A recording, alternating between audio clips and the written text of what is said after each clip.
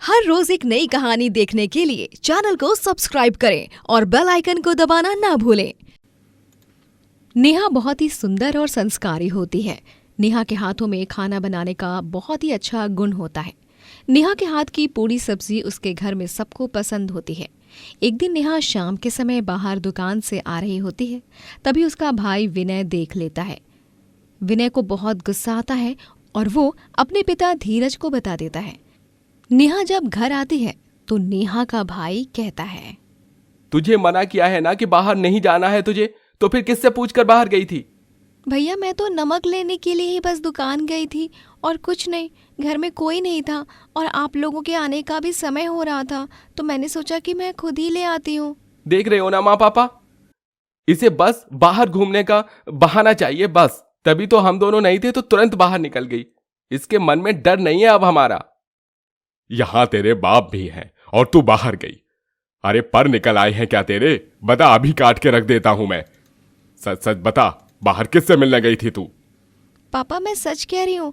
ये देखो नमक, घर में नमक बिल्कुल भी नहीं है और खाना बनाने के समय हो गया था, बस इसीलिए मैं गई थी और कोई बात नहीं। मेरी बात का विश्वास करो।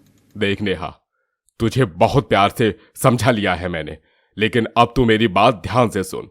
तू इस घर की बेटी है और तुझे हम जैसा कहेंगे वैसा ही रहना पड़ेगा। पढ़ाई लिखाई नौकरी चाकरी ये सब हमारे घर की बेटियां नहीं करती हैं, तो तू बस घर संभाल। घर से बाहर कदम रखने का ख्याल भी अपने दिमाग से निकाल दे। नेहा अपने ही घर में घुट घुट कर रह रही होती है। कभी उसके बारे में कोई नहीं सोचता है।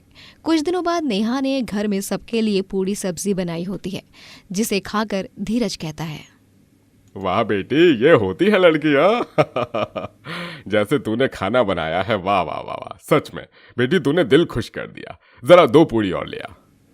जी पापा अभी लाए।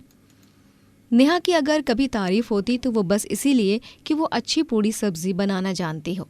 कुछ दिनों बाद नेहा के पिता और भाई शाम के समय घर आ रहे होते हैं, लेकिन तभी रास्ते में उनकी गाड़ी का एक बहुत बुरा एक्सीडेंट हो जाता है और वो दोनों बहुत बुरी तरह घायल हो जाते हैं। दोनों अब भी जिंदा थे, लेकिन अब घर की पूरी तरह से जिम्मेदारी नेहा पर आ जाती है। कुछ दिन तो चल जाता है, लेकिन एक बार नेहा के पास दवाई लाने के भी पैसे नहीं थे। दवाई लाने के भी पैसे नहीं, अब मैं क्या करूं? मैं क्यों ना पूरी सब्जी बेचना शुरू करूं? मेरे हाथ की पूरी सब्जी तो सबको बहुत पसंद भी आती है, लेकिन अगर पापा और भैया को पता चल गया तो मैं एक काम करती हूँ, उनसे छुप के पूरी सब्जी बेचना शुरू कर देती हूँ। उन्हें पता ही नहीं चलेगा तो वो गुस्सा क्यों करेंगे? हाँ। नेहा अब अपने पिता और भाई से छुप छुप के पूरी सब्जी बेचने का काम शुरू कर देती है। अपने मोहल्ले के बाहर नुक्कड़ पर नेहा अपना ठेला लगाती है। नया ठेला था, इसीलिए कोई वहाँ ज्यादा आ नहीं रहा था। तभी नेहा के ठेले पर एक स्कूल की लड़की आती है। दीदी पूरी सब्जी कितने की है? 20 रुपए की है। नेहा जल्दी से पूरी सब्जी निकालकर उस लड़की को देती है। जैसे ही वो लड़की पूरी सब्जी खाती है तो उसे वो बहुत अच्छी लगती है। दीदी पूरी सब्जी तो बहुत अच्छी है, क्या मुझे थोड़ी और सब्जी मिलेगी? हाँ हाँ क्यों नहीं, तुम तो मेरी पहली ग्राहक हो। सच्ची दीदी, मैं आपकी पहली ग्राहक हूँ। और नहीं तो क्या, तुम ही तो आई हो अब तक, वरना यहाँ तो एक मक्खी भी नहीं आई। क्या दीदी आप भी? अरे मक्खी आएगी तो वो पैसे थोड़े देकर जाएगी, लेकिन सच में दीदी आपकी पूरी सब्जी बहुत अच्छी है। देखना लोगों को भी बहुत पसंद आएगी। तुम्हें पसंद आई है ना, मेरे लिए तो वही बहुत है। नेहा की पूरी सब्जी धीरे धीरे आसपास के लोगों में मशहूर होने लगती है। नेहा का अब इतना तो काम चल रहा था कि उसकी रोज की मेहनत निकल जाए। कुछ दिनों बाद नेहा बची हुई पूरी सब्जी लेकर घर पहुंचती है तो सामने कुर्सी पर अपने भाई को देखकर घबरा जाती है। नेहा तुम बाहर कहाँ से आ रही हो? वो भैया, मैं पड़ोस वाली राधिका आंटी के घर गई थी। मैंने आज पूरी सब्जी बनाई थी ना, तो उन्होंने भी मुझसे कहा था कि थोड़ी सी मैं उन्हें दे दूं। क्या पूरी सब्जी बनाई है? बहुत अच्छा किया तूने नेहा। इतने दिनों से दवाई दलिया यही सब खा रहा हूँ, मन खराब हो गया था मेरा तो। भैया आप बैठो, मैं आपके लिए खाना लगा देती हूँ। पापा को भी बुला लेती हूँ ना। ठीक है, पापा भी बहुत खुश हो जाएंगे पूरी सब्जी खाकर। नेहा अपना झूठ छुपाती है, लेकिन कहीं ना कहीं नेहा के पिता और भाई दोनों को ही नेहा पर शक हो रहा था और दोनों थोड़े बहुत ठीक भी हो रहे थे। कुछ दिनों बाद एक बड़ी व्लॉगर रुचि नेहा के ठेले पर आती है और नेहा से कहती है, अच्छा तो वो आप ही हैं जिसकी मैंने इतनी तारीफ सुनी थी अभी तक। जी माफ़ करना, मैंने आपको नहीं पहचाना, आप मुझे जानती हो? अरे आपको तो बहुत लोग जानते हैं, मैंने आपकी बनाई पूरी सब्जी के बारे में काफ़ी तारीफ सुनी है। लोग बहुत बोलते हैं कि आप काफ़ी अच्छी पूरी सब्जी बनाती हो। अच्छा, और नहीं तो क्या, तभी तो मैं यहाँ आई हूँ कि मैं देख सकूँ, मैं ज़रा खा कर चख सकूँ और देखूँ कि ऐसा भी क्या ख़ास होता है आपकी पूरी सब्जी में। नेहा रुचि को जल्दी से एक प्लेट गर्मा गर्म पूरी सब्जी देती है। रुचि पूरी सब्जी खाने लगती है और खाते वक्त कुछ नहीं कहती। खाने के बाद रुचि कहती है, वाह वाह वाह, क्या पूरी सब्जी है। अब समझ आया कि लोग क्यों इतनी तारीफ कर रहे थे आपकी पूरी सब्जी की। सच में खाकर मज़ा आ गया। कहीं आप फ़ोन का कैमरा लेकर मेरा मजाक तो नहीं बना रही है ना? अरे नहीं नहीं, मैं मजाक नहीं बना रही हूँ, मैं बिल्कुल सच कह रही हूँ। अपने काम की कसम, आपकी पूरी सब्जी बेस्ट है। खाकर मज़ा आ गया, पेट भर गया लेकिन मन नहीं भरा, मन कर रहा है बस खाती जाऊँ। जी आपका बहुत बहुत शुक्रिया। शुक्रिया तो आपका जो मुझे आपने इतनी लजीज पूरी सब्जी खिलाई। मैडम जी अब तो आपके यहाँ ग्राहक ही ग्राहक हैं। नेहा की पूरी सब्जी लोगों में ऐसे फैल रही थी जैसे अच्छी खुशबू। लोग आते और खूब चाव से नेहा की बनाई पूरी सब्जी खाते हैं। ऐसे ही कई दिन निकल जाते हैं। कुछ दिनों बाद धीरज और विनय दोनों थोड़ा बहुत घर से बाहर टहलने निकलते हैं, लेकिन तभी उनकी नज़र नेहा के ठेले पर पड़ती है। रुचि को इतना मेहनत करते हुए देख दोनों में से कोई कुछ नहीं बोलता है और सीधे घर आ जाते हैं। घर आने के बाद नेहा काम करने लग जाती है कि तभी धीरज कहता है, नेहा बेटा, हमें माफ कर दे, हमने तेरे साथ बहुत गलत किया। हम तो तुम्हारी माफ़ी के भी लायक नहीं है शायद। हमने तुम्हें लड़की समझकर कोई भी काम करने नहीं दिया, बस चूल्हा चौका ही करने को कहा। लेकिन जब हम दोनों बाप बेटे किसी काम के नहीं थे, कहीं आ जा नहीं सकते थे, तब तुमने काम किया, हमारा पेट भरा। सच में नेहा, मुझे बहुत गर्व है कि तू मेरी बेटी है। मुझे भी तुम पर बहुत गर्व है और अब तक हमने जो भी तुम्हारे साथ किया हम उसके लिए माफ़ी चाहते हैं। हमें माफ़ कर दो नेहा। आप लोग माफ़ी क्यों मांग रहे हो? अरे आप बड़े हो, अगर आपने कुछ बोल भी दिया तो क्या हो गया? मुझे आपकी किसी बात का बुरा नहीं लगा है। अगर सच में हमारी बात का बुरा नहीं लगा है तो हमें भी तुम गरम गरम पूरी सब्जी बना कर खिला दो। हम तुम्हारे पहले ग्राहक तो नहीं बन सकते, लेकिन ग्राहक बनना चाहते हैं। अब नेहा को अपने घर वालों का भी साथ मिल जाता है और वो खूब तरक्की करती है। पूजा और ज्योति दोनों सगी बहनें थीं। दोनों की शादी भी हो गई थी, लेकिन पूजा की शादी एक अमीर घर में हुई थी और वहीं दूसरी तरफ ज्योति की शादी एक छोटे से गरीब घर में हुई थी। एक दिन तेज धूप में ज्योति पूजा के घर जाती है और एसी के आगे बैठ जाती है। पूजा ज्योति के लिए ठंडा पानी लाती है।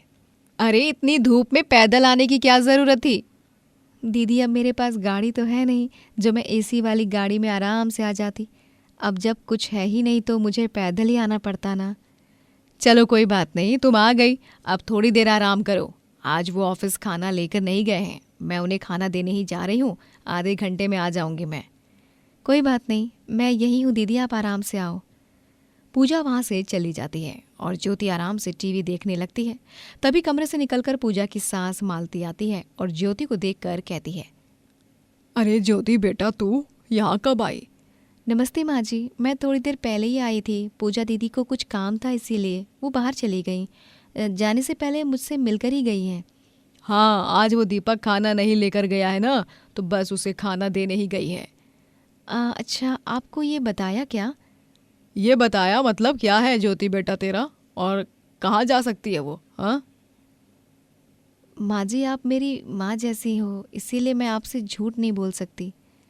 हाँ, ये तो बहुत अच्छी बात है, झूठ बोलना भी नहीं चाहिए। अब बता मुझे, तुझे क्या बताया तेरी बहन ने? वो पूजा दीदी अपनी कुछ सहेलियों के साथ घूमने गई हैं। मैंने तो उन्हें ये कहा था कि आपको भी ले जाइए, लेकिन उन्होंने मना कर दिया और ये कहा कि आपको नहीं लेकर जाना। तभी तो झूठ बोलकर जा रही हूँ। मुझे बहुत बुरा लगा आपके लिए। क्या बहू ने ऐसा कहा तुझसे? माँ जी, मैं कोई आग तो लगाऊंगी नहीं अपनी ही बहन के घर। अब जैसी मेरी माँ है, मेरे लिए वैसे ही आप भी हो, तभी आपको बता रही हूँ। लेकिन माँ जी, आप मुझसे वादा करो, आप दीदी को कुछ मत बोलना, कभी कभी मन कर जाता है ना घूमने का, इसीलिए चली गई होंगी ना। ज्योति कहने को तो पूजा की बहन थी, लेकिन वो ऐसा कोई मौका नहीं छोड़ती थी अपनी बहन के घर में जहर घोलने के लिए। ऐसे ही सब अच्छा चल रहा होता है। कुछ दिनों के बाद ज्योति अपने घर में खाना बना रही होती है, तभी वहाँ पर पूजा आती है। ज्योति, क्या कर रही हो तुम? क्या बताऊँ दीदी, हम तो इतने गरीब हैं कि फ्रिज तक नहीं हमारे घर में। दिन में ही खाना बनाया था, पूरा ख़राब हो गया गर्मी की वजह से, इसीलिए दोबारा बना रही हूँ। बस इतनी सी बात। अरे मैं तुम्हारी बड़ी बहन हूँ, तुम्हें कोई भी परेशानी हो तो तुम मुझसे बोल सकती हो ना। चलो हम अभी फ्रिज लेने चलते हैं तुम्हारे लिए। क्या दीदी, तुम मुझे फ्रिज दिला रही हो? इसमें कौन सी बड़ी बात है, मैं तुम्हारी बहन हूँ, तुम्हारे लिए तो मैं इतना कर ही सकती हूँ ना। अब बातें बाद में, और चलो मेरे साथ। पूजा ज्योति को एक नया बहुत ही महंगा फ्रिज दिला देती है। ज्योति घर में फ्रिज देखकर बहुत खुश होती है। रात के समय ज्योति का पति संजय घर आता है। देखा आपने, पूजा दीदी ने हमें इतना महंगा फ्रिज दिलवाया है। तुमसे कितनी बार कहा है मैंने कि अपनी बहनों से इतनी महंगी महंगी चीजें मत लिया करो। मैं क्या तुम्हारी जरूरत पूरी नहीं कर रहा हूँ? अरे जब मेरी दीदी को दिलदार बनने का इतना ही शौक है तो आपको क्या दिक्कत हो रही है? ज्योति, मैं तुम्हें पहले ही बता रहा हूँ कि मुझे तुम्हारी अमीर बहन के एहसान लेना और तुम्हारा बार बार उनके घर जाना बिल्कुल भी अच्छा नहीं लगता। आगे से तुम ध्यान रखना। ज्योति किसी की बातों पर ध्यान नहीं देती है। कुछ दिनों बाद ज्योति बाजार से सब्जी लेकर आती है। तभी रास्ते में गाड़ी से आता पूजा का पति दीपक मिलता है और वो ज्योति को देखकर गाड़ी रोकता है। अरे ज्योति, तुम सब्जी ले रही हो क्या? हाँ जीजा जी। सब्जी ले ली हो तो आ जाओ गाड़ी में। चलो मैं तुम्हें तुम्हारे घर छोड़ देता हूँ। आपकी गाड़ी तो बहुत अच्छी है जीजा जी। हाँ ठीक ही है, अब बहुत पुरानी हो गई है, नई गाड़ी लूंगा अब दिवाली में। और जीजा जी बताइए, आपके और दीदी के बीच में सब ठीक तो है ना? हाँ, हम दोनों के बीच तो सब कुछ बिल्कुल ठीक है, लेकिन तुम ऐसे क्यों पूछ रही हो? वो कुछ दिनों पहले पूजा दीदी मेरे घर आई थी, काफी परेशान थी। क्या पूजा परेशान थी? लेकिन पूजा ने तो मुझे कुछ बताया ही नहीं। क्या जीजा जी, आप बिना? अरे आप लोगों की वजह से ही तो दीदी परेशान है। कह रही थी कि आपका कहीं चक्कर चल रहा है और माँ जी भी दीदी को मारती हैं। मुझे बहुत बुरा लगा, लेकिन घर में मामले में मैंने सोचा कि कहाँ मैं कुछ बोलूँ। घर में तो मामले से होते रहते हैं और थोड़ी बड़ी तो लड़ाई होती रहती है ना। ये सब बिल्कुल झूठ है, मेरा कभी भी कोई चक्कर नहीं है।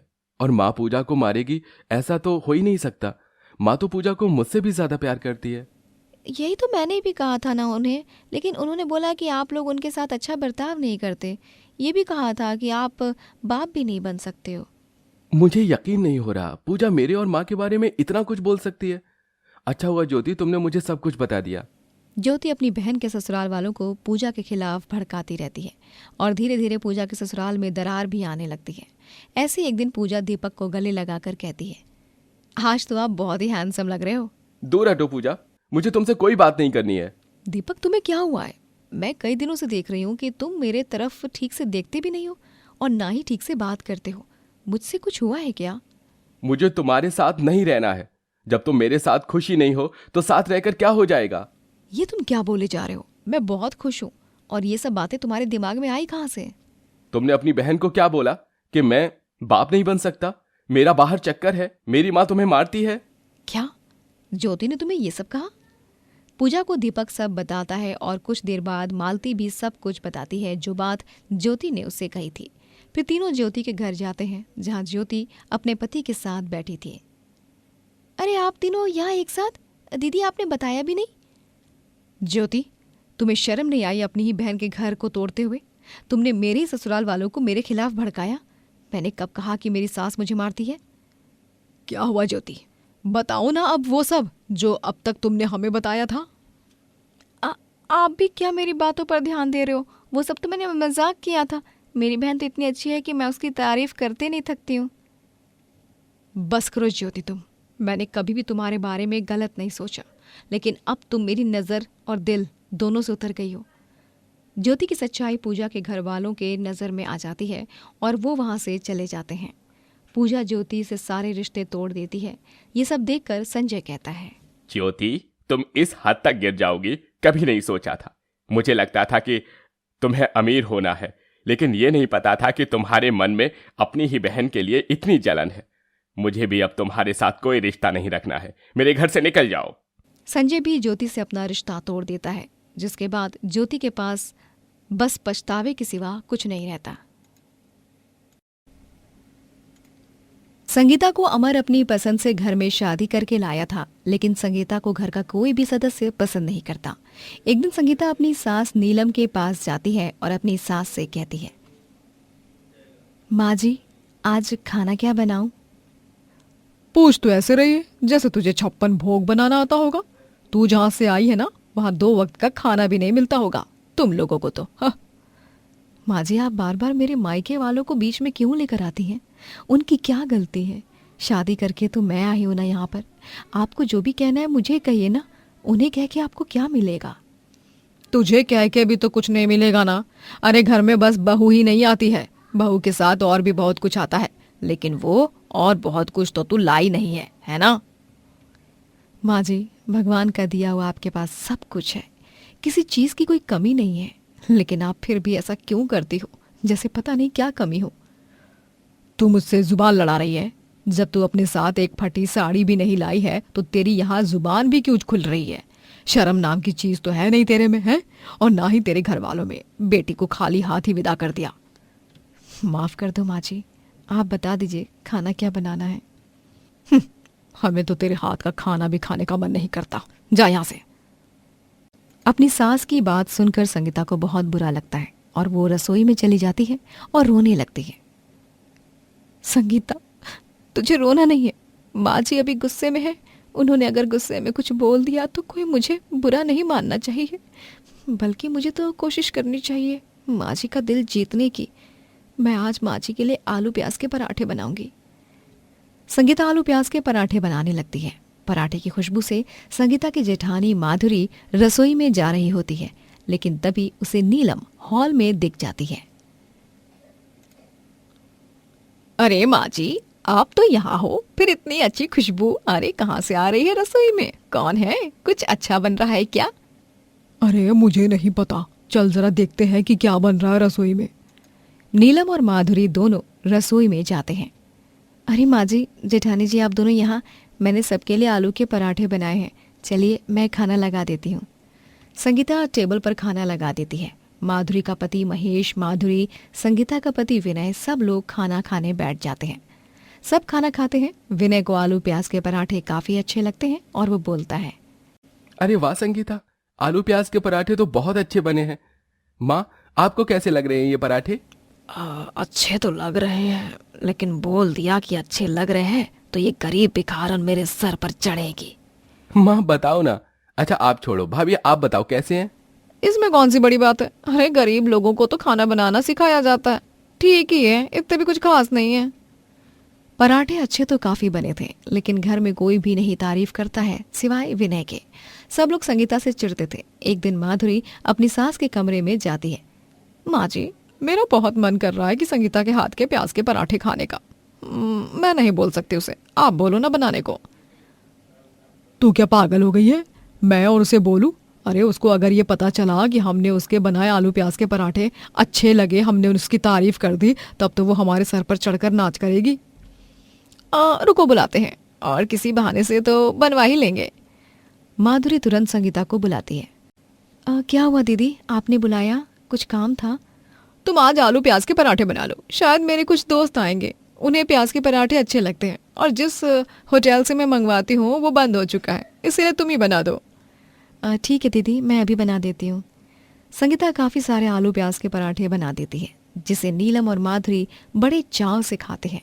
तभी संगीता कहती है, दीदी आप तो कह रही थी कि आपके कुछ दोस्त आएंगे, अब तो काफ़ी देर हो गई है, कब तक आएंगी? आलू प्याज के पराठे काफ़ी सारे हैं। एक काम करो, मुझसे बाहर फेंक दो, मेरे दोस्तों का आना कैंसिल हो गया है। संगीता उदास होकर अपने कमरे में बैठ जाती है और तभी विनय आता है और बोलता है, क्या हुआ संगीता, तुम इतनी उदास क्यों हो? किसी ने कुछ कहा है क्या तुम्हें? माधुरी दीदी ने मुझसे कहा कि मैं आलू प्याज के पराठे बना दूं। मैंने बहुत दिल से आलू प्याज के पराठे भी बनाए, लेकिन बाद में उन्होंने बताया कि उनके दोस्तों का आना मना हो गया, तो वो सब फेंक दो। मैंने इतनी मेहनत से बनाए थे। कोई बात नहीं संगीता, तुम माँ और भाभी के बर्ताव को अपने दिल से मत लगाओ। मैं हूं ना तुम्हारे लिए। तुम्हारे साथ। तुम कभी भी खुद को अकेला मत समझना। विनय हमेशा ही संगीता का साथ देता था। कुछ दिनों बाद महेश और विनय दोनों ही बहुत परेशान घर आते हैं। उन दोनों को परेशान देखकर नीलम कहती है, क्या हुआ तुम दोनों को? मुझे हमारे मुंशी जी का फोन आया था, वहां क्या हुआ? माँ, हमारा पूरा कारोबार डूब गया, बल्कि अब तो हम लोगों पर कर्जा भी हो गया है। शायद अब हमें ये घर भी बेचना पड़ेगा। क्या ये घर बेचना पड़ेगा? लेकिन अब हम कहाँ जाएंगे? इतना बड़ा घर है, ये अगर बेच दिया तो हमारा क्या होगा? भाभी, हमारे इस समय हालात ऐसे चल रहे हैं कि घर तो बिकना ही है। सब कुछ खत्म हो गया अब हमारा। एक ही रात में संगीता का पूरा परिवार सड़क पर आ जाता है और अब वो लोग इतने बड़े घर से एक छोटे से घर में आ जाते हैं। खाने के भी लाले पड़ जाते हैं। ये देखकर एक सुबह संगीता आलू प्याज के पराठे बना रही होती है और उसे देखकर नीलम कहेगी, बहू, हमारे यहाँ खाने के लाले लगे हैं और तू आलू प्याज के पराठे बना रही है। तेरे ही पैर पड़ने के बाद हमारे ये दिन आए कि हम सड़क पर आ गए, लेकिन अब भी तुझे शर्म नहीं आ रही है ना? माँ जी, मैं जो कुछ भी कर रही हूँ वो हम सबके लिए ही कर रही हूँ। मुझसे भी आप लोगों की ऐसी हालत देखी नहीं जा रही है। सब कुछ तेरी वजह से हो रहा है और अब बोल रही है ये सब देखकर अच्छा नहीं लग रहा है। अरे मन ही मन तो खुश हो रही होगी ना? नीलम अब भी संगीता को काफी कोसती है, लेकिन संगीता हार नहीं मानती है और अब वो नुक्कड़ पर आलू प्याज का ठेला लगाने लग जाती है। थोड़ी बहुत अब संगीता की कमाई भी होने लग गई थी। घर का खर्च अब संगीता ही उठा रही थी। कई दिन निकल जाते हैं। कुछ दिनों बाद संगीता घर में एक गद्दा रखवा रही होती है और फिर अपनी सास से कहती है, माँ जी, मुझे पता है आपको जमीन पर सोने में परेशानी हो रही है, इसीलिए मैंने आलू प्याज के पराठे बेचकर आपके लिए ये गद्दा खरीदा है। बहू, मुझे माफ कर दे। मैंने हमेशा ही तुझे नीचा दिखाया, लेकिन तूने कभी भी मुझे पलट कर जवाब नहीं दिया। हमारे इतने बुरे दिन आ गए, लेकिन आज जो हम 2 रोटी खा रहे हैं वो सब तेरी वजह से। और इतनी मुश्किलों में भी तूने मेरे बारे में ही सोचा। आप मेरी सास नहीं माँ हो और मैं आपको तकलीफ में नहीं देख सकती हूँ। देखा माँ, आप हमेशा संगीता को नीचे दिखाती थी ना, लेकिन आज संगीता ही है जो हम सबके लिए इतना सब कुछ सोच रही है, कर रही है। हाँ देवर जी, आप बिल्कुल सही कह रहे हो। गलत तो हम सब थे और हम सब ने बहुत बड़ी गलती भी की है संगीता को नीचा दिखाकर। सबको अपनी गलती का एहसास होता है। संगीता का आलू प्याज पराठा बेचने का काम भी अच्छा चलने लगता है और संगीता की बदौलत ही अब सबके हालात सुधरते हैं।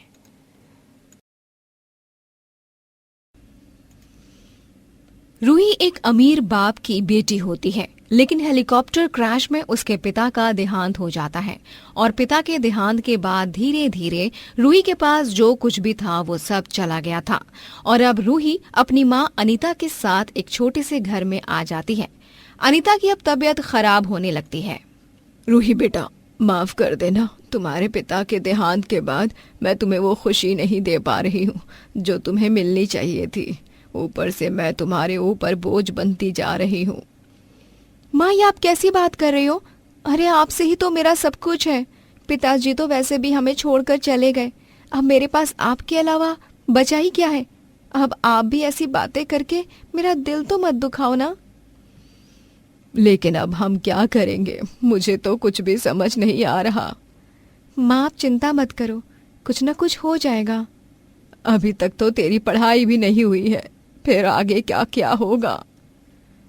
माँ, मैं हूं ना, सब हो जाएगा। आप बस चिंता मत करो। चिंता करने से कुछ नहीं होगा और वैसे भी चिंता चिता के बराबर होती है। रूही अपनी माँ को समझा तो देती है, लेकिन रूही भी खुद बहुत परेशान थी। वो अपनी माँ से दूर थोड़ा अकेले में बैठकर खुद से बात करते हुए कहती है, मैं क्या करूं? माँ को तो मैंने बोल दिया, लेकिन अब मुझे तो खुद ही समझ नहीं आ रहा कि आगे मैं करूंगी क्या और कैसे। मुझे अपनी पढ़ाई पूरी करने के लिए कुछ तो करना ही पड़ेगा।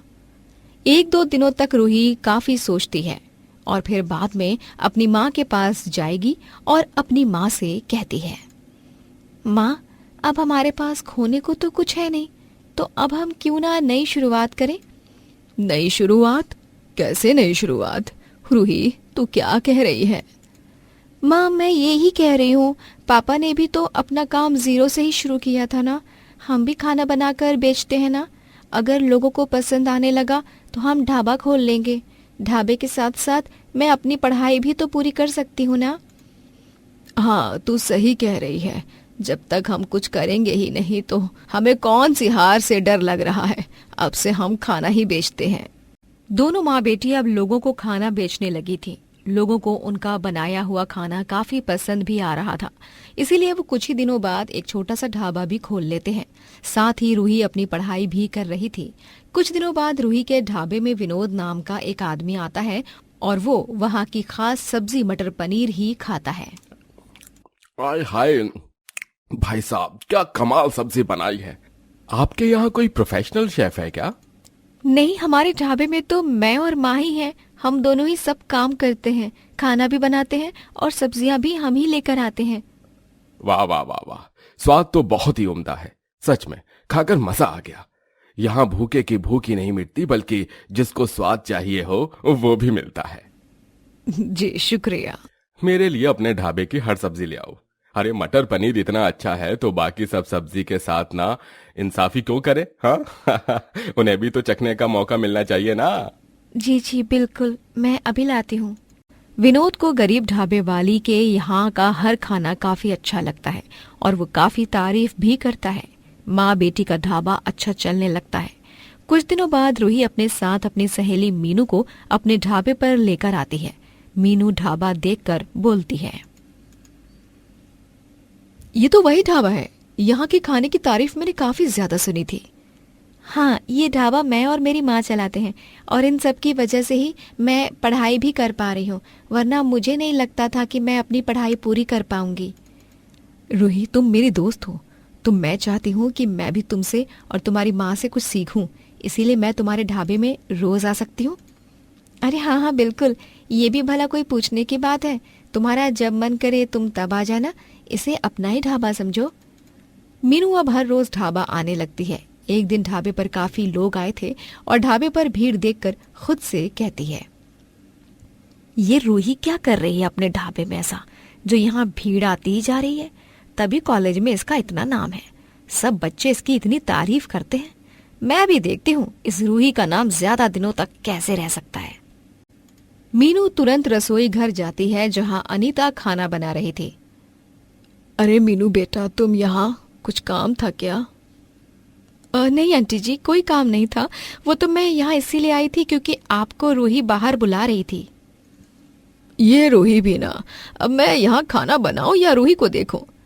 कोई बात नहीं आंटी जी, आप देख लीजिए कि रूही क्यों बुला रही है आपको।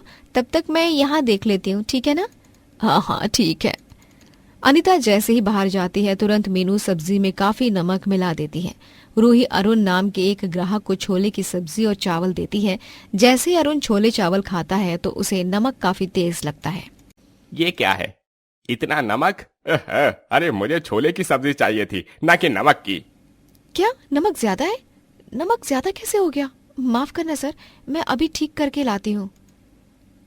रूही वो छोले अपनी माँ के पास लेकर जाती है और बोलती है, माँ, इसमें नमक ज्यादा हो गया है, गुस्सा कर रहे हैं ग्राहक। मैंने तो बिल्कुल सही नाप तोल के डाला था नमक, फिर ये ज्यादा कैसे हो गया? रुक, मैं अभी थोड़ी दही मिला देती हूँ, नमक ठीक हो जाएगा। अनीता दही मिला देती है और फिर छोले का स्वाद ठीक हो जाता है। लेकिन अब भी मीनू मानती नहीं है और कई बार ऐसे ही कोशिश करती रहती है, लेकिन हर बार मुंह की ही खाती है। मीनू एक दिन पीछे के दरवाजे से चुपके से रसोई में जाती है और खाने में चूहे मारने वाला जहर मिला देती है। बहुत हो गया इन माँ बेटी का नाटक। अब तक मेरी हर चाल नाकामयाब रही, लेकिन अब नहीं, अब इन दोनों को ऐसे मार पड़ेगी कि याद रखेंगे दोनों। खाने में चूहे मारने वाला जहर मिलाकर मीनू चली जाती है, लेकिन एक भी ग्राहक बेहोश तक नहीं होता है। और ये बात जब मीनू को पता चलती है तो वो तुरंत वापस ढाबे में आती है और कहती है, ये कैसे हो सकता है? मैंने खाने में अपने हाथों से जहर मिलाया था, फिर भी किसी को कुछ हुआ क्यों नहीं? अब क्या करा है तुम लोगों ने? किया हमने तो कुछ भी नहीं, लेकिन इस बार तुम पकड़ी ही गई। पकड़ी ही गई? क्या मतलब है तुम्हारा पकड़ी ही गई से? हमारे ढाबे में कई दिनों से रोज गड़बड़ हो रही थी, हमें कुछ समझ नहीं आ रहा था और ना ही किसी पर कोई शक था। लेकिन आज जब तुमने पीछे के दरवाजे से हमारे ढाबे के रसोई घर में घुसी हो ना, तो हमने तुम्हें देख लिया था। और हम तब इसलिए चुप थे ताकि सच तुम खुद अपने मुंह से बोलो, और देखो सच तुमने आखिरकार बोल ही दिया ना। कौन सा सच? ये सच नहीं है, तुम लोग झूठ बोल रहे हो, मैंने कुछ नहीं किया है। वो तो पुलिस को भी पता चल गया है, क्योंकि यहाँ खड़े सादे कपड़े में लोग कोई और नहीं बल्कि पुलिस वाले ही हैं। तुमने हमारा काम खराब करने की जितनी कोशिश की है ना, अगर उतनी ही कोशिश अपना काम बनाने में कर लेती तो शायद आज तुम्हारा भी काम बन जाता। मीनू को पुलिस के हवाले कर देते हैं। गरीब ढाबे वाली के रास्ते में कई अड़चने आई, लेकिन दोनों माँ बेटी ने सभी अड़चनों को बखूबी पार किया और सफल भी रही। मिहिर अपनी बहन रागिनी और बीवी बेला के साथ रहता है। वो एक अच्छी पोस्ट वाली नौकरी पर होता है, जिसके जरिए वो अच्छे खासे पैसे कमा लेता है।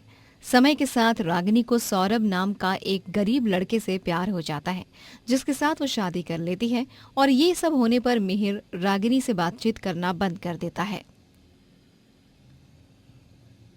भैया मेरी बात तो सुनिए, मुझे घर में आने तो दीजिए। नहीं रागिनी, तूने शादी करने से पहले मुझे पूछा तक नहीं और खुद की मर्जी से सब कुछ किया, इसीलिए मैं तेरे साथ अब कोई रिश्ता नहीं रखना चाहता हूँ। चली जा यहाँ से। भैया मैंने एक गरीब लड़के से शादी की तो क्या हो गया? मैंने कोई गुनाह थोड़े किया है भैया, मुझे स्वीकारिए भैया, मुझे घर के अंदर आने दीजिए, मैं आपसे विनती करती हूँ भैया। अरे एक बार कही हुई बात समझ नहीं आती क्या तुम्हारी रागिनी? चलो दफा हो जाओ यहाँ से अब, हाँ नहीं तो। इस तरह बेला और मिहिर रागिनी को अपने घर से और जिंदगी से बाहर निकाल देते हैं। रागिनी और सौरभ इस बात से बहुत दुखी होते हैं। देखो ना सौरभ, भैया और भाभी दोनों ने मुझे पराया कर दिया है। दुखी मत हो रागिनी, मैं हूं ना तुम्हारे साथ। समय के साथ सब कुछ बदल जाता है, मेरा यकीन मानो, समय के साथ सब कुछ अपने आप ठीक हो जाएगा। हाँ सौरभ। अब मिहिर और बेला दोनों रागिनी और सौरभ से बातचीत बंद कर देते हैं।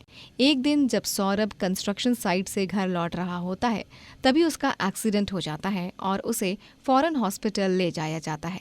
जब रागिनी को इसके बारे में पता चलता है, तब वो चिंतित होकर फौरन हॉस्पिटल पहुंच जाती है और वहां जाने के बाद डॉक्टर उसे कहते हैं, हमें जल्द से जल्द पेशेंट के दिल की सर्जरी करनी होगी। काफी खून बह चुका है और दिल पर काफी चोट भी लगी है उनके। अब पैसों का इंतजाम कर दो, वरना कहीं देर ना हो जाए। पूरे 1 लाख रुपए लगेंगे। क्या 1 लाख रुपए? इतने पैसे मैं कहाँ से लाऊंगी, वो भी एक दिन में? हे भगवान, ये किस दुविधा में फंस गई हूँ मैं। रागिनी काफी परेशान हो जाती है और वो उसे मदद मांगने के लिए अपने भैया और भाभी के अलावा और कोई नजर ही नहीं आता। भैया भाभी, मैं जानती हूँ मैंने आपके मन को बहुत ठेस पहुँचाई है, लेकिन मुझे माफ़ कर दीजिए और इस मुश्किल घड़ी में मेरी मदद कीजिए। सौरभ की सर्जरी करनी है, उसका एक्सीडेंट हुआ है, काफ़ी चोटें लगी हैं उसे। मैं आप दोनों के सामने हाथ जोड़ती हूँ, मदद कीजिए मेरी। नहीं रागिनी, हम तुम्हारी कोई मदद नहीं करने वाले। चली जाओ यहाँ से। हाँ, और जाकर कहीं और भीख मांगो, यहाँ पर मत आओ हमें सर दर्द देने। हाँ चलो फुट जाओ अब यहाँ से। लेकिन बेला भाभी रुकिए तो, मेरी बात तो सुनिए। बेला और मिहिर दरवाजा बंद कर लेते हैं और रागिनी की मदद नहीं करते हैं। अब बेचारी रागिनी बहुत चिंताग्रस्त हो जाती है। अब मैं क्या करूं, कहाँ से लाऊं पैसे, कौन करेगा मेरी मदद? हे भगवान, अब आप ही कोई रास्ता दिखाइए मुझे। रागिनी शाम तक कई सारे लोगों के पास बारी बारी जाकर पैसों की मदद मांगती है, लेकिन कोई भी उसे मदद नहीं करता। जिसके बाद उसे गांव के किसी सेठ से उधारी पर पैसे लेने पड़ते हैं और उस तरह वो अपने पति का इलाज करवाती है। थोड़े दिनों बाद जब सौरभ धीरे धीरे ठीक होने लगता है, तभी रागिनी, तुमने इतना सारा पैसा उधारी पर क्यों लिया? अब हम कैसे दे पाएंगे वो पैसे? तुम चिंता मत करो सौरभ, उस समय तुम्हारी जान से बढ़कर मेरे लिए कुछ भी नहीं था, इसीलिए मैंने वो फैसला लिया। सौरभ, मैंने तय किया है कि मैं अब गांव में ठेला लगाऊंगी और वहां पर खाना बनाकर बेचूंगी। उससे थोड़े बहुत पैसे आएंगे और मैं और तुम, हम दोनों मिलकर सारे खर्चे और उस सेठ के पैसे भी चुका देंगे। रागिनी, लेकिन तुम्हें कितनी तकलीफ उठानी पड़ेगी अभी। नहीं सौरभ, कोई तकलीफ नहीं, तुम मेरी इतनी फिक्र मत करो, मैं सब कुछ सही तरह से संभाल लूंगी, मेरा विश्वास करो। रागिनी अब गांव में अपना छोटा सा ठेला लगाती है और वहां पर वो तरह तरह के पकवान बनाकर बेचने लगती है। गांव वालों को उसके ठेले पर बिक रहे इतने बेहतरीन पकवान बहुत पसंद आने लगते हैं और वो उसकी खूब प्रशंसा भी करते हैं। अरे वाह वाह, इतना लाजवाब खाना तो हमने आज से पहले खाया ही नहीं है। ये कचौड़ियाँ, ये छोले और भटूरे, ओए होए होए होए होए। अरे सच में कमाल कर दिया। इतने दिनों बाद ऐसा लग रहा है कि हमने कुछ खाया है। इसे कहते हैं असली खाना और असली स्वाद। धन्यवाद भाई साहब, आप जी भर के खाइए। चाहिए तो और भी ले लीजिए। हाँ हाँ, क्यों नहीं, जरूर जरूर।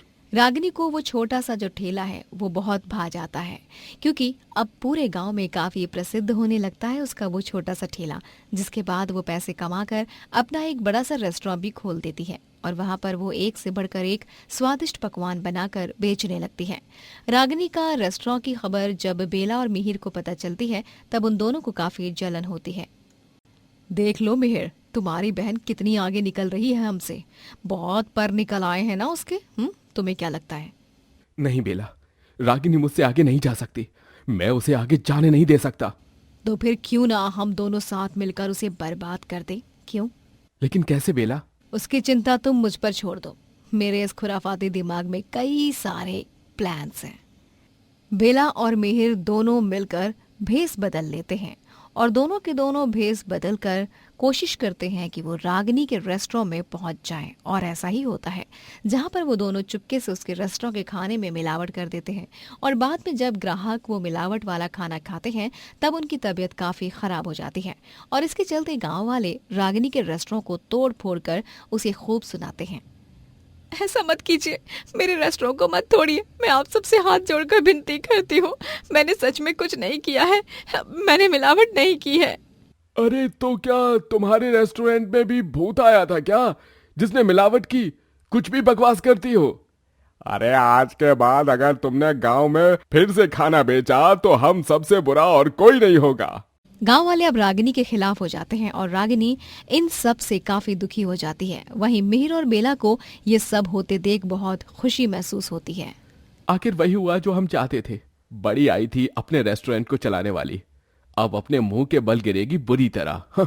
एकदम सही कहा तुमने मिहिर। अब बेला और मिहिर की इस चाल के कारण बेचारी मेहनती रागिनी का रेस्टोरेंट बंद पड़ जाता है, जिस कारण वो बहुत टूट जाती है। लेकिन एक दिन अचानक से तेज तूफानी बारिश आती है, जिसमें बेला और मिहिर के घर पर बिजली गरज पड़ती है और उनका घर पूरी तरह जलने लगता है। उस रात वो जैसे तैसे बच जाते हैं और उनके पास रागिनी और सौरभ के पास जाने के अलावा और कोई रास्ता नहीं बचता। वो दोनों वहां जाते हैं और रागिनी उन्हें अपने घर में ले लेती है और अच्छे से खाना खिलाती है। रागिनी और सौरभ की ये अच्छाई देखकर मिहिर और बेला को काफी शर्मिंदगी महसूस होती है और वो दोनों उनसे माफी मांगते हैं।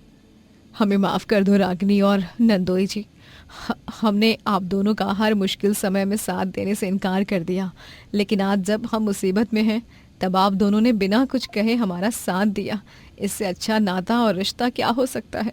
हाँ रागिनी, मैं तुझसे गुस्सा था क्योंकि तूने एक गरीब लड़के से शादी की, लेकिन आज समझ आया कि सौरभ और तुम दोनों कितने अमीर हो। पैसों से तो कोई भी अमीर बन सकता है, लेकिन सच्चा अमीर इंसान वही होता है जो दिल से, मन से और अपने अच्छे और नेक कर्मों से अमीर हो।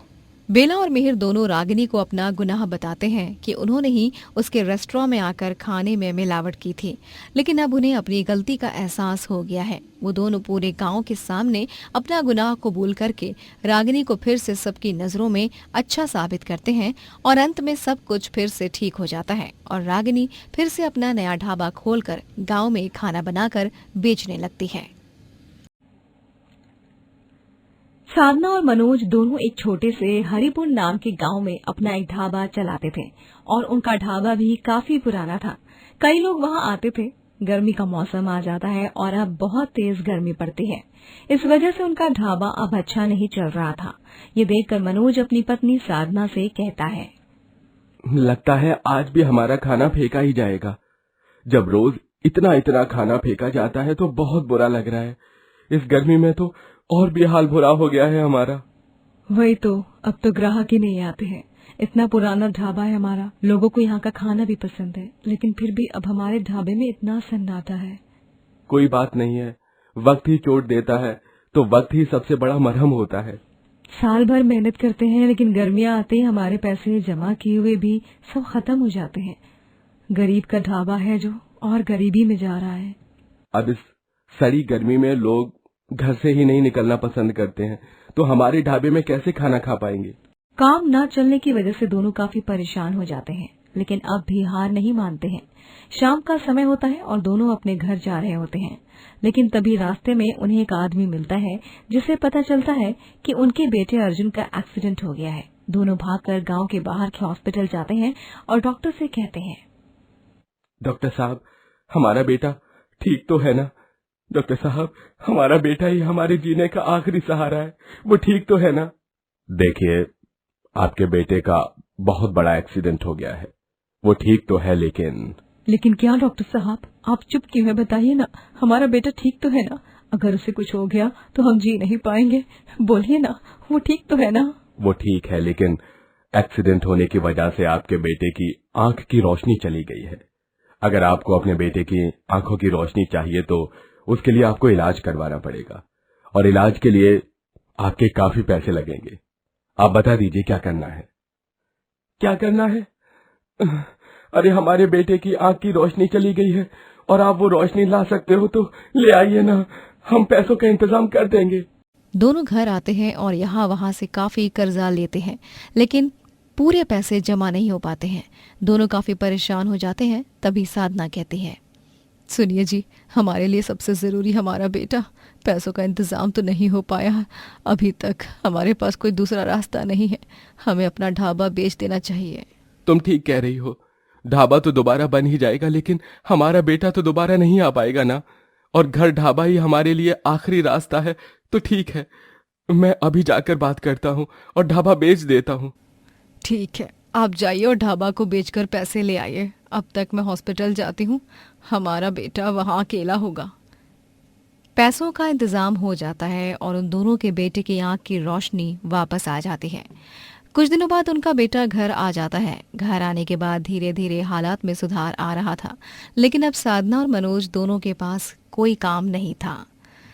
अब तो हमारा ढाबा भी नहीं है हमारे पास, हमें कुछ तो करना होगा ना। हमारे बेटे के बारे में भी सोचना पड़ेगा हमें। मैं खुद इतने दिनों से घर पर रह रहकर यही सोचता रहता हूँ कि अब हम आगे क्या कर सकते हैं, क्या काम करें। हमारी कमाई का एक लौता ढाबा सहारा था, अब तो वो भी चला गया। अब इस बुढ़ापे में हमारा बच्चा ही हमारा सहारा है, लेकिन बच्चे को पैर पर खड़े होने के लिए हमें अब भी मेहनत करनी पड़ेगी। अब हम लोग अचानक से एक नया ढाबा तो खड़ा नहीं कर सकते। हमारे पास इतने पैसे भी नहीं कि कहीं किराए पर ही ढाबा खोल ले। अब ऐसे में क्या कर सकते हैं? दोनों काफी उदास भी हो जाते हैं क्योंकि अब उनके पास काम करने को कुछ भी नहीं था। ऐसे ही कई दिन निकल जाते हैं। कुछ दिनों बाद साधना और मनोज दोनों जंगल के रास्ते दूसरे गांव में जा रहे थे। तभी उन्हें एक बड़ा सा घर दिखता है। जंगल में इतना बड़ा घर कहाँ से आ गया? चलो चलकर एक बार देखते हैं। लेकिन उस खाली घर से हमें क्या लेना देना है? अरे तुम चलो तो मेरे साथ। भगवान ने रास्ते में खाली घर दिखाया है, क्या पता ये हमारे लिए कोई रास्ता ही हो। दोनों उस घर में जाते तो देखते हैं कि वो पूरा खाली होता है। तभी वहाँ कोई आता है और कहता है, आप लोगों का ही है क्या ये घर? लग तो नहीं रहा कि ये आपका ही घर है। इतने समय से खाली था। आप यहाँ क्या करने आए हो? आप यहीं कहीं रहते हो क्या? हाँ, मैं यहीं पास में ही रहता हूँ। काफी समय से देख रहा हूँ ना, यहाँ कोई आता है न कोई जाता है, खाली ही पड़ा रहता है बस। एसी भी है काफी, गर्मी में गर्मी का एहसास भी नहीं होता है यहाँ तो, लेकिन अभी एसी ठीक नहीं है। एसी? यहाँ एसी भी है? आपको एसी ठीक करनी आती है? हाँ बिल्कुल, मुझे ये सब काम आते हैं। अगर आपको एसी ठीक करवाने हो तो बताओ, अभी कर दूंगा, इसमें कौन सी बड़ी बात है। तो ठीक है, फिर आप ये सारे एसी ठीक कर दीजिए, हम आपको पैसे दे देंगे जो भी बनते होंगे आपके। आप ये क्या कर रहे हैं? मुझे कुछ भी समझ नहीं आ रहा। मैं तुम्हें बाद में सब समझा दूंगा, अभी बस देखो। वो लोग एसी ठीक करवाते हैं और उसके बाद घर की साफ सफाई करने लगते हैं। साफ सफाई करने के बाद अब दोनों पति पत्नी अपना ढाबा वहाँ खोल लेते हैं। गर्मी के कारण हमारे पहले वाले ढाबे में तो कोई आता ही नहीं था, लेकिन यहाँ तो एसी है, यहाँ तो अब किसी को कोई परेशानी नहीं होगी। हमारे कोई गलत इरादे तो है नहीं, और भगवान है ना, वो हमें ऊपर से देख रहा है। अगर हम कुछ गलत कर रहे होंगे तो भगवान सजा दे देंगे, और अगर कुछ अच्छा कर रहे हैं तो उसका फल भी जरूर देंगे। हमारे एक नए ढाबे को खोल लिया है हमने, लेकिन आपको क्या लगता है हमारे नए ढाबे में लोग आएंगे? ये तो गांव से बाहर जंगल में है, यहाँ कौन आएगा? गांव से बाहर है, जंगल में है, लेकिन एसी वाला ढाबा तो गांव में पहली बार ही खुला है ना, और लोगों को हमारा एसी ढाबा पसंद आएगा। दोनों एसी ढाबे में भी काफी मेहनत करते हैं, किसी बात का कोई घमंड नहीं करते। धीरे धीरे एसी ढाबा वापस से गांव में प्रसिद्ध हो जाता है। लोगों का अब वहां आना जाना लगा रहता है। काम भी अच्छा चल रहा था, खासकर आने की वजह एसी ही होती है। लेकिन उन गरीब पति पत्नी की तरक्की देखकर दूसरे ढाबे का आदमी भैरव बहुत जल रहा था। इतनी मुश्किल से इन दोनों का ये ढाबा मैंने हथिया लिया था। अब यहाँ मैंने अपने पैर जमाए ही थे कि अब इन दोनों ने अपना वहाँ एक एसी ढाबा शुरू कर दिया। अगर ये दोनों ऐसे ही करते रहेंगे तो मैं अपना काम कब शुरू करूंगा? बहुत हो गया पति पत्नी का नाटक। अब ना रहेगा एसी और ना रहेगा एसी ढाबा। भैरव को इतनी ज्यादा जलन होती है कि अब वो रात के अंधेरे में उनके ढाबे पर जाता है और ढाबे की सारी एसी निकाल कर जुराने लगता है। तभी मनोज की आंख खुल जाती है। ये आवाज कहाँ से आ रही है? कहीं कोई चोर तो नहीं घुस आया है मेरे ढाबे में? मुझे कुछ ही करना पड़ेगा। मनोज धीरे से झांकता है तो उसे भैरव एसी चोरी करता हुआ दिखता है और वो अपना डब्बा फोन उठाता है और तुरंत वहाँ पुलिस को बुला लेता है, जिसके बाद पुलिस भैरव को गिरफ्तार कर लेती है और पति पत्नी का एसी ढाबा अच्छा चलने लगता है।